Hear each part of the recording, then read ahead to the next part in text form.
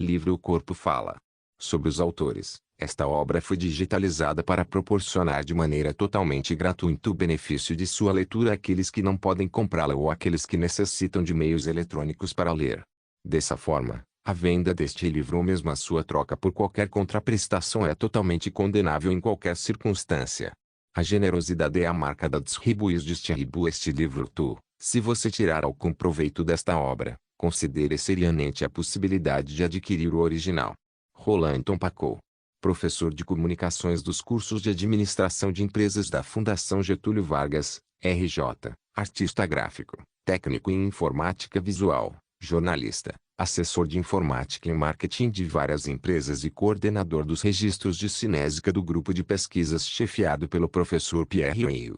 Pierre Weil, doutor em psicologia pela Universidade de Paris, professor na Universidade de Minas Gerais, diretor do Centro de Psicologia Aplicada-RJ, especialista em psicoterapia de grupo e psicodrama e autor de vários livros editados em diversos países, incluindo o conhecido best-seller Relações Humanas na Família e no Trabalho.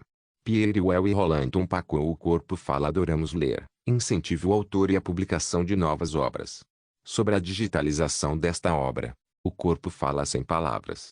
E eles têm muitas coisas a dizer para você. Pela linguagem do corpo, você diz muitas coisas aos outros. Também nosso corpo é antes de tudo um centro de informações para nós mesmos. É uma linguagem que não mente, e cuja estrutura é demonstrada nas páginas que você tem agora em suas mãos. Elas darão a você uma nova dimensão na comunicação pessoal. Homem ou mulher, jovem ou maduro, casado ou solteiro, qualquer que seja sua profissão ou função, este livro foi escrito para todo ser humano. Pois todo ser humano tem que lidar consigo mesmo e com os outros. Porque este livro é diferente. Porque trata de um aspecto do comportamento humano que não pode ser transmitido satisfatoriamente por meras palavras, ainda que, depois de escritas, fossem complementadas por ilustrações em paralelo. Tentar ler o texto sem os desenhos seria como não olhar para a tela do cinema, apenas ouvindo as palavras dos artistas do filme. O enredo se perderia. E tentar olhar apenas os desenhos seria contemplar a tela como som desligado.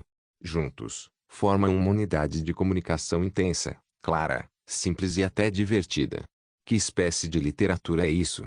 Em relação ao tema que aborda, este livro constitui um ousado avanço na fronteira da informática moderna, aliando a técnica de trabalho em grupo à criatividade e copy-art para obter uma obra totalmente unificada. O tema abrange a comunicação psicossomática inconsciente do próprio leitor, e por isso o fascina, diverte, desafia e esclarece ao mesmo tempo. Para tanto, foi preciso unir o psicólogo ao artista, ambos escritores e educadores.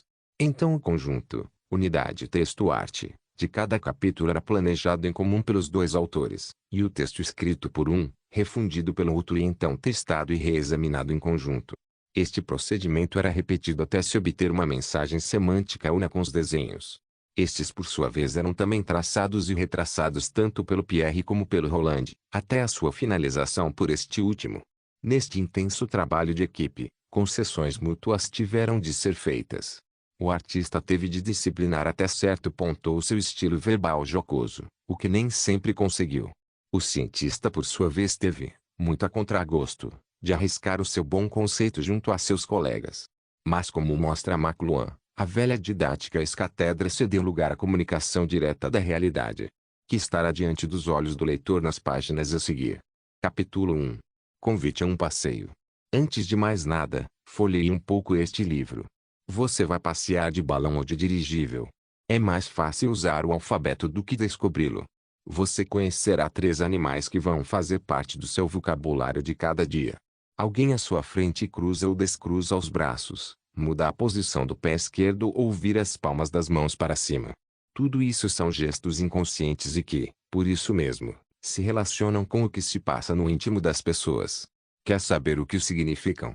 Neste livro você vai conhecer essa fascinante linguagem do corpo humano de maneira fácil, prática e divertida. Isto lhe permitirá lidar melhor consigo mesmo e com os outros. Mas, antes de ler mais adiante, folheie um pouco as suas páginas. Você notou 2 coisas: que há uma porção de desenhos em estilo alegre, e que o texto às vezes tem trechos em letras maiores. Pronto. Então você pode começar a leitura.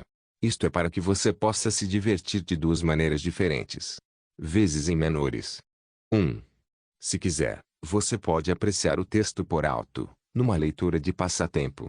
Basta ler apenas o texto em letra maior, como acima, saltando os parágrafos como este, verificará como, depois da última palavra em letra maior, neste exemplo, foi a palavra passatempo, sempre será possível continuar o fluxo das ideias, reiniciando sem pausa a leitura no trecho seguinte em letra maior.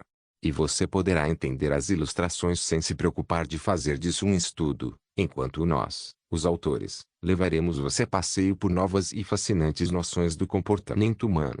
Mesmo lendo assim, você vai se surpreender com a quantidade de gestos que conseguirá decifrar no fim da leitura. 2. Você pode ler para aprender em vez de apenas conhecer. Hélice. Então leia tudo, inclusive os trechos menores, a não ser que estes citem fatos já do seu conhecimento. E estude as ilustrações. Leia, experimentado dirigir o balão, enquanto os autores vão girando a hélice. Talvez você pense que essa aprendizagem um tanto aérea seja difícil ou trabalhosa. Então cabe a pergunta: você sabe andar de bicicleta? No princípio, você teve, ou terá, a impressão que não é fácil transformar os seus reflexos, condicionados aos seus hábitos de pedestre, nas reações inconscientes do ciclista. Mas, para aprender a coordenar alguns dos movimentos básicos, existe o triciclo. Nele você não tem problema de equilibrar. Se o equilíbrio pode ser aprendido numa patinete, sem ter que aprender a pedalar. E você de certo não faz questão de ser logo ciclista acrobático de circo, basta-lhe o prazer de saber pedalar alegremente pelo parque. Daí em diante, seu desembaraço aumentará sem você sentir, com a prática. Pois bem, absorver nossa matéria será semelhante a isso, com uma diferença importante: você não vai sentir cansaço, nem físico nem mental. O progresso será rápido provavelmente, você vai começar a ler a linguagem do corpo humano mais depressa do que aquele ciclismo do parque, mesmo porque não há tombos a temer. Dependerá apenas do grau de interesse que sentir pelo assunto. Como foi que aprendemos a ler? Houve quem aprendesse o valor das letras do alfabeto, mas não as decorou todas de uma só vez. À medida que foi conhecendo as primeiras letras, fixou seu valor na mente por meio das curtas palavras bem simples da cartilha. Depois, não precisou mais dela. Reconheceu, de pronto, os fonemas já seus conhecidos, mas arrumados em ordem diferente nas novas palavras. Assim, sabendo que buiká, nesta ordem, significa boca, descobriu que, trocada a posição das duas sílabas, o conjunto caibu significa cabu. Nesta fase, já entrou o método global de leitura, hoje usado em toda parte. É o método seguido neste livro. Basta que as primeiras palavras sejam simples, e as suas letras poucas e claras. O significado destas primeiras palavras pouco importa, nem interessa se são aprendidas, por exemplo, em ordem alfabética. São, acima de tudo, mero material didático, embora constituam, de certo, uma espécie de vocabulário para o principiante. Mas, à medida que o leitor avançar na leitura, perceberá que o corpo fala pelo mesmo método global. Dicionário serve. Um dicionário total, ainda que fosse execuível, dificilmente bastaria para você aprender a ler as atitudes corporais. Seria como se, em vez da cartilha, usássemos uma coleção completa de todas as assinaturas em cheques existentes nos bancos do país, e obrigássemos uma criança a aprender a ler com aquilo. Para começar, em que ordem classificar aquela montanha de riscos mais ou menos emaranhados? Vai ser mais fácil do que você pensa. Ainda mais difícil que esta imaginar a atividade com cheques para aprender a ler é o pesado trabalho de pesquisa analítica da linguagem do corpo, em oposição à leve síntese didática deste livro. É o caso da obra de Haile Birlisteu e colaboradores, cuja extensa pesquisa exigiu décadas de dedicação total para aflorar de leve o assunto. Birlisteu estima em 2.500 a 5.000, e às vezes até 10.000 bits unidades simples, o número de sinais informativos que fluem, por segundo, entre duas pessoas. Isto, evidentemente, inclui todas as mudanças que possam, em grau mínimo, ser discernidas por aparelhos registradores de alterações nas faixas percebidas como som, imagem, temperatura, tato, odor corporal etc. Mas não é o nosso caso, pode ficar tranquilo. Saber o significado dos gestos e atitudes do homem, a nova ciência da cinésica, é basicamente simples. Mas não é fácil chegar até essa base, Tal a quantidade de assinaturas que lhe escondem o seu alfabeto. Precisamos ir devagar. Então por que não divertirmos-nos nesta caminhada? Ela nos dará uma esplêndida oportunidade de entender melhor a todo mundo. O desafio aos 3 animais a seguir. Vamos conhecer o significado de um símbolo antiquíssimo que o leitor nunca mais esquecerá. E 3 bichos de estimação que provavelmente vão fazer parte do nosso vocabulário para o resto da vida. Vamos desafiá-los no capítulo seguinte. Capítulo 02. Símbolos, ferramentas da mente. Um símbolo antigo dá-nos a estrutura psicossomática do homem e da linguagem do nosso corpo. Vamos conhecer o boi oferecendo-lhe um prato de bolo. O leão que estufa e encolhe. A águia de motocicleta. Primeiro contacto do leitor com evidência de um conflito entre 2 expressões corporais simultâneas, mas opostas. O realce das partes do corpo. Desde tempos imemoriais, usamos símbolos, mensagens sintéticas de significado convencional. São como ferramentas especializadas que a inteligência humana cria e procura padronizar para facilitar a sua própria tarefa, a imensa e incansável tarefa de compreender. A característica dominante do símbolo é fugir da palavra ou frase, escrita por extenso. Frase já é grupo de símbolos, palavras. Por sua vez também compostas de símbolos letras, de fugazes vibrações sonoras. E tudo isso sujeito a um código gramatical de origem empírica ilustrado com a inevitável imprecisão semântica, especialmente a deterioração do significado percebido através de gerações. Joralis, criando aquele 8 deitado, resolveu o problema da transmissão inconfundível do conceito do infinito. E René Descartes sintetizou ainda mais a já sintética notação algébrica, escrevendo x no lugar de 30. Eis alguns exemplos recentes. Já o uso das próprias letras se perde nos primórdios das civilizações, mas podemos recuar ainda mais no tempo. Eis um peludo homem das cavernas percebendo um fruto vermelho, maduro, destacando-se vivamente da escura folhagem do fundo. Ou o sangue brotando vermelho de uma ferida. Ou o rubro fogo ameaçador, alastrando-se no capinzal seco. Em linguagem da teoria de comunicação, ele percebeu um minal destacando-se como mensagem prioritária sobre o ruído de fundo. Algo com elevada taxa de originalidade em detrimento do fundo banal, dado o seu interesse pessoal, sobrevivência em jogo. De mera cor passou a ser símbolo de algo importante. E, milhões de anos mais tarde, esta cor ainda exige, em certas circunstâncias, a nossa atenção e feia de baques específicos, antes que o guarda de trânsito nos pegue avançando aquele sinal vermelho. Sim, vem de longe, da noite dos tempos, o significado de muitas coisas. Aquele carro do corpo de bombeiros foi pintado hoje, mas o simbolismo da sua pintura nos fala uma linguagem tão antiga como o próprio fogo. Tão antiga como a linguagem dos nossos gestos, das nossas atitudes em relação ao meio que, neste livro, tentamos decodificar. Usemos, então, um símbolo. Podemos comparar o corpo humano a uma esfinge, sim, aquela esfinge dos egípcios ou dos assírios. Como, por exemplo, a desta ilustração, esfinge assíria de Khorsabad, chamada Querub. Uma gramática antiga para a mais antiga linguagem. A esfinge era composta de 4 partes: corpo de boi, tórax de leão, asas de águia, cabeça de homem. Ora, existe uma tradição muito antiga segundo a qual cada uma destas partes representa uma parte do físico do homem e também a sua correspondência psicológica. Estas correspondências psicológicas não mudaram muito, até na psicologia moderna. Eis o esquema desta tradição: boi, leão, águia / vertical, homem, cabeça, tórax, abdômen, vida instintiva e vegetativa, vida emocional, vida mental, intelectual e espiritual, conjunto, consciência e domínio dos 3 inconscientes anteriores.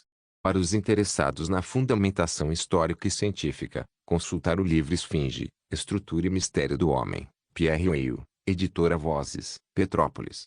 O mesmo esquema pode ser mostrado assim, para tornar a matéria em estudo mais leve e ajudar a fixar o pensamento do leitor. Este esquema pode ser aplicado facilmente à expressão corporal. Vamos, então, utilizar o velho símbolo como se fosse uma espécie de protogramática, ou, para sermos mais modestos, de mini-gramática da linguagem do corpo. O boi. O boi, quando colocado em evidência na nossa expressão corporal, tende a se traduzir por uma acentuação do abdômen. A pessoa avança o abdômen. Isto se encontra em gente que gosta de boas refeições, que se sente à vontade diante de uma farta mesa de jantar. No plano sexual temos o famoso requebrar das mulheres brasileiras e havaianas, é uma provocação para os homens.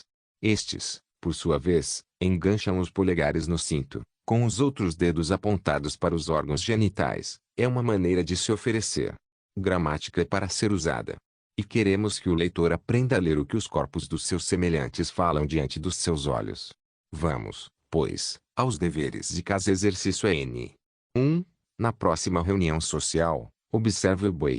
Haverá os casos óbvios, bem fáceis, como convém numa primeira lição. É aquele senhor maduro, de abdômen hipertrofiado, intensamente atento ao conteúdo transbordante do seu prato e do seu copo. Ou aquele rapaz bonitão, mas irritante, porque desrespeita qualquer mulher presente com suas constantes atitudes lúbricas. Estes são corpos falando como se as palavras fossem gravadas em placas de bronze. São duráveis monumentos ao boi. Fáceis demais? Concordamos. Mas, se formos realmente perspicazes, dentro de poucos minutos descobriremos que outros corpos tomam, durante certo tempo, aquelas mesmas atitudes correspondentes à vida instintiva e vegetativa. É aquele jovem magro que, sinceramente ou não, recusa o terceiro prato, ou será o quarto. E que, durante um instante, avança o abdômen, ilustrando o motivo da recusa, a barriga supostamente repleta. Mas, ele um minuto mais tarde, a barriga encolhida, mas os polegares no cinto. E bem capaz de aceitar o prato. E a jovem, que antes andava meio encolhida, sai requebrando durante uns 2 ou 3 passos, antes de voltar ao seu ritmo usual. E assim ambos, naquele breve encontro, mostraram, em linguagem do corpo, o que se passava na esfera da sua vida instintiva e vegetativa. O leão. O leão se evidencia pelo tórax onde reside o coração, é o centro da emoção. Os especialistas em expressão corporal, sobretudo os coreógrafos, o consideram como o centro do eu. 1. Assim, quando há uma postura de preponderância do tórax, estamos em presença de uma preponderância do eu. São pessoas vaidosas, egocêntricas e extremamente narcisistas, ou que naquele momento querem se impor. 2. Ao contrário, quando o tórax está encolhido, estamos em presença de uma pessoa cujo eu está diminuído. São pessoas tímidas, submissas, retraídas ou que naquele momento se sentem dominadas pela situação. 3. Um tórax em postura normal significa um eu equilibrado. Como na lição anterior, também aqui as pessoas se situam entre os dois extremos. Por um lado, o homem forte do circo se sente na obrigação profissional de exibir-se a todo momento de peito estufado. Por outro lado, observemos aquele franzino motorista particular diante do seu antagonista do caminhão que acaba de amarrotar e o carinho. Tem o seu raro e breve momento de postura de hipertrofia do eu. Vamos, pois, ao exercício N. 2. Procure reconhecer aquela postura. Converse, por exemplo, com um amigo, fazendo com que ele relate alguma proeza ou sucesso concernente à sua vida emocional e observe a modificação para maior ênfase da sua região torácica. Observe o leão. Estamos em presença de uma preponderância do eu. São pessoas vaidosas, egocêntricas e extremamente narcisistas, ou que naquele momento querem se impor. 2. Ao contrário, quando o tórax está encolhido, estamos em presença de uma pessoa cujo eu está diminuído. São pessoas tímidas, submissas, retraídas ou que naquele momento se sentem dominadas pela situação. 3. Um tórax em postura normal significa um eu equilibrado. Como na lição anterior, também aqui as pessoas se situam entre os dois extremos. Por um lado, o homem forte do circo se sente na obrigação profissional de exibir-se a todo momento de peito estufado. Por outro lado, observemos aquele franzino motorista particular diante do seu antagonista do caminhão que acaba de amarrotar e o carinho. Tem o seu raro e breve momento de postura de hipertrofia do eu. Vamos, pois, ao exercício N. 2. Procure reconhecer aquela postura. Converse, por exemplo, com um amigo, fazendo com que ele relate alguma proeza ou sucesso concernente à sua vida emocional e observe a modificação para maior ênfase da sua região torácica. Observe o leão. Bipolaridade vitória-derrota. Para um dos motociclistas, sua máquina é símbolo de poder sobre o meio ambiente social. Para o outro, RG e sal, nada deseja da sociedade de consumo senão aquele símbolo de poder de fuga da mesma. A mesma bipolaridade é acentuada entre o nobre britânico que trota rumo ao socialmente invejável massacre da raposa e o garimpeiro que nada achou no deserto. Ou a diferença entre o rapaz, quando solitário e quando bem acompanhado. Observe o tórax, ora convexo, ora côncavo. vastamente exagerado na caricatura didática, não deixa de tomar estas mesmas posições, em movimentos muito mais discretos e passageiros, na vida real. Podemos observar também o estado emocional da pessoa olhando atentamente para o seu tórax. 1. Aumento da respiração significa tensão e forte emoção. 2.